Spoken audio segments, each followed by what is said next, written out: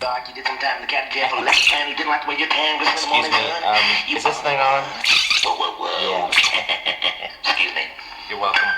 Guitar up. 1, Turn 2, that guitar 3. up.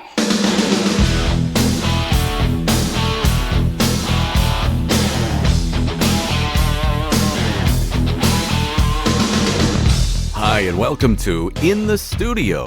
I'm Redbeard, bringing you the stories behind the greatest rock and roll albums in history. Today, David Gilmour, Nick Mason, Rick Wright, and Roger Waters take us on their difficult journey through the making of Pink Floyd's Wish You Were Here. Hello, this is David Gilmour of Pink Floyd. And I'm Nick Mason, and we're in the studio With Redbeard. During the first week of 1975, Pink Floyd entered Abbey Road Studios in London to begin work on the follow-up album to Dark Side of the Moon. And although they had substantial pieces of music already sketched out, all was not well in the Pink Floyd camp. The overwhelming critical, commercial, and financial success of Dark Side of the Moon had left Pink Floyd emotionally drained. Messrs. Gilmour, Mason, Wright, and Waters spent most of the first couple of weeks in the Abbey Road studios just sitting around. And when they did get around to playing, their bodies were going through the motions while their minds and their feelings were somewhere else. It seemed apparent that the group's soaring popularity around the world had caught the Floyd somewhat by surprise, and that the band had yet to get a grip upon its radically changed circumstances. Here's Roger Waters. The hanging around as a struggling band, you know, the 19, 20-year-olds or younger they are often kids. You start the band, you start trying to write songs, you this and that and the other. You maybe go to the end of that dream for us was Dark Side of the Moon. You know, Pink Floyd fulfilled its necessary function with Dark Side of the Moon. You know, a big hit record. Beyond that, I'm still surprised that I can make a living doing this. David Gilmour and Nick Mason agree that the early days of recording the album Wish You Were Here were very difficult because of the phenomenal response to the album Dark Side of the Moon. It was a very difficult period for us, I have to say. All your childhood dreams had been sort of realized. We'd had the biggest selling record in the world, and we had made money, and all the things that you got into it for, the girls and the money and the fame and all that stuff was all... Sorry, Nick, it's looking terribly embarrassed. Everything had come our way, and you had to reassess what you were in it for thereafter, and it was a pretty confusing and sort of empty time for a while. But I, for one, would have to say that I would say that it's my favourite album, Wish You Were Here album. The end result of all that, whatever it was, it definitely has left an album that I can live with very, very happily. I like it very much. It's partly that it was a struggle to make the album. I think there's perhaps a feeling that once you've had the big hit album, the next one should roll off a little easier. And in fact, like so many things, each rung of the ladder is equidistant. And it's just as difficult to make the next album as it was the one before. Harder. Mm. It was just, the pressure of following something like Dark Side of the Moon. You try it one day. Yeah, you just try it. You try following Dark Side of the Moon one day. We still are. Augmenting the atmospheric sounds of the band and the conceptual lyrics of Roger Waters were creative sound effects. On the album Wish You Were Here, Waters was the main architect to the use of these additional elements to the music.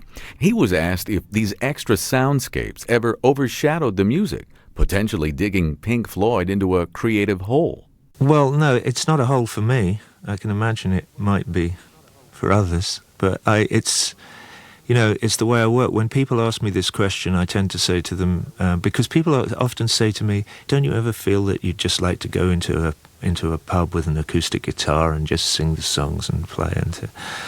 And the answer really is, yeah, sometimes it would be nice to go with the band into a pub, and we get that feeling when we're in a rehearsal hall. We're all crammed into a little room and we play the music, and it's enjoyable to play it just for ourselves and the few people who are listening in there.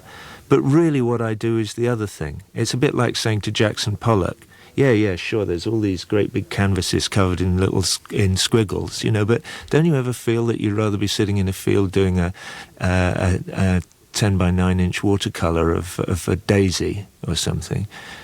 To him, to ask that question of him would be a ridiculous question to ask. And I think we have a tendency to perceive rock and roll in a very narrow way, those of us who are interested in it. We perceive it in a way that we wouldn't dream of perceiving literature or painting, for instance, in the same terms, because they're much older. It's because rock and roll is only 40 years old. We have this natural tendency to want to crush it all together in the same pigeonhole and say rock and roll is this or it's that.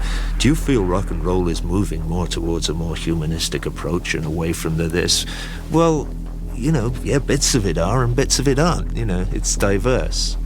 It can't, you know, it can't. It's not all Thomas Mann and it's not all Enid Blyton or Harold Robbins. It's very, very diverse form and should be allowed to be so. You know, when the idea to use something pops into your mind when you're making a record, you just go and find it and do it. And the ideas do pop into my mind, so I do them. And that's the way I make the pieces. Side 2 of the album begins with the song Have a Cigar, another biting indictment about the record business. David Gilmour explains. One would meet an awful lot of record company people who would have that sort of have a cigar mentality, and I don't know quite what made Rogers start writing that one, but it was a very, very common thing in which we used to amuse ourselves with endlessly to prevent ourselves from being driven mad with rage about it. We had people who would say to us, you know, which one's Pink and stuff like that. They genuinely would. They think there were an awful lot of people who thought Pink Floyd was the name of the lead singer, and that was Pink himself and the band. That's how that all came about. It's quite genuine. Another sarcastic viewpoint of the record industry by Pink Floyd's Roger Waters. That's entitled Have a Cigar, featuring longtime Pink Floyd label mate Roy Harper on lead vocals. Following in the direction of Dark Side of the Moon, the album Wish You Were Here was the second album in a row where Waters' lyrics maintained a conceptual theme. By this time in the band's career, Roger's lyrical concepts and the musical contributions of David Gilmour and Rick Wright were very balanced.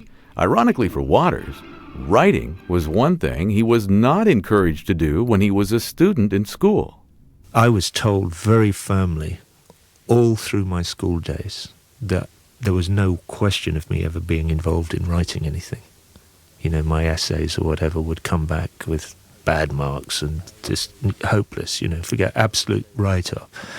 So I would say, you know, to anybody out there who still is facing this problems with people who are not involved in education in the Greek sense, which is, you know, to draw out the best that is in a child or an individual.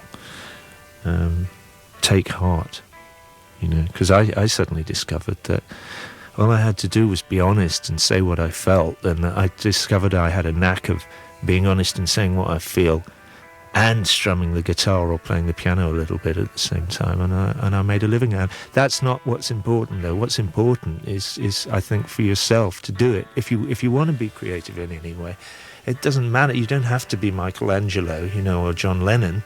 You can just be you and do it at home. Do it for fun. Don't give up your day job. A couple of strange occurrences took place during the making of the Wish You Were Here album, both involving the song Shine On, You Crazy Diamond. David Gilmour and Nick Mason of Pink Floyd tell us about the first weird happening.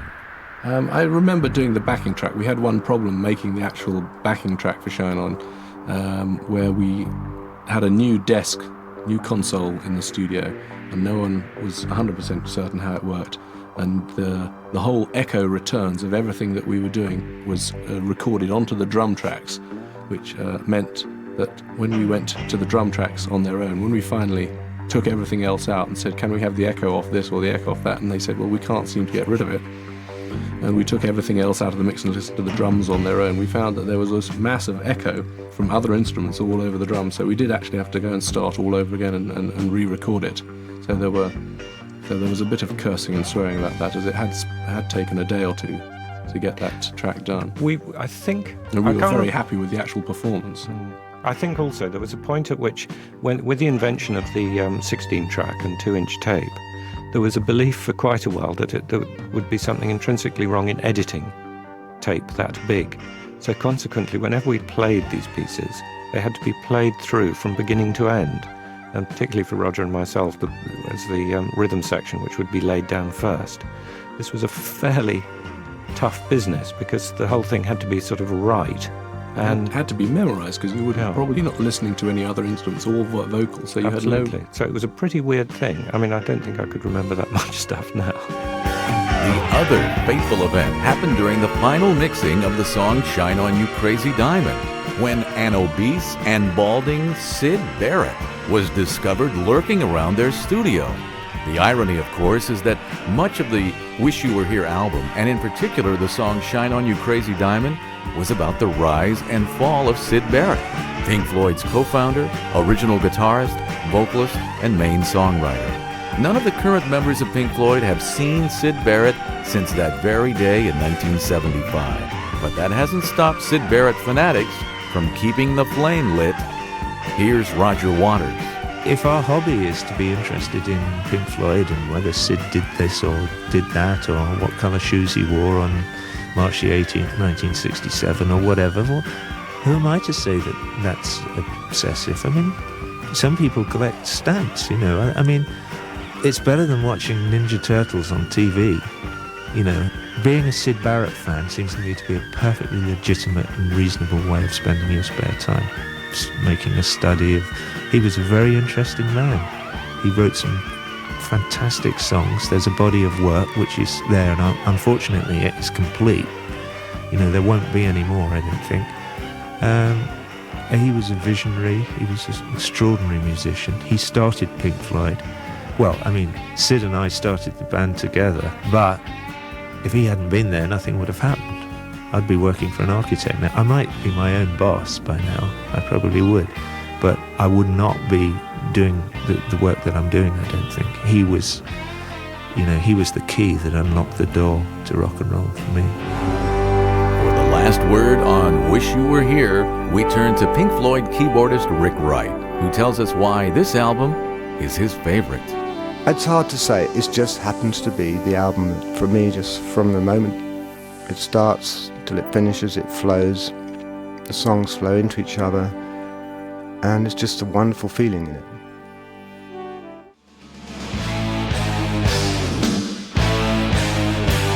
I'm Redbeard, and I'd like to thank David Gilmour, Nick Mason, Rick Wright, and Roger Waters for taking us in the studio for the 20th anniversary of the album Wish You Were Here. Glad they were. Special thanks to Steve O'Rourke and Jane Sen of Emka Productions, to Paul Rappaport and Jim Del Balzo of Columbia Records, and to the Nicholas Schaffner book, Saucerful of Secrets, The Pink Floyd Odyssey. You can write to us in the studio at Post Office Box 10307, Burbank, California 91510. In the Studio is produced by yours truly, Redbeard, and Mark Felsot. Written by Mark Felsot. Production assistance, editing, and digital mastering by Rick R.J. Lane. The executive producer of In the Studio is Stephen R. Smith.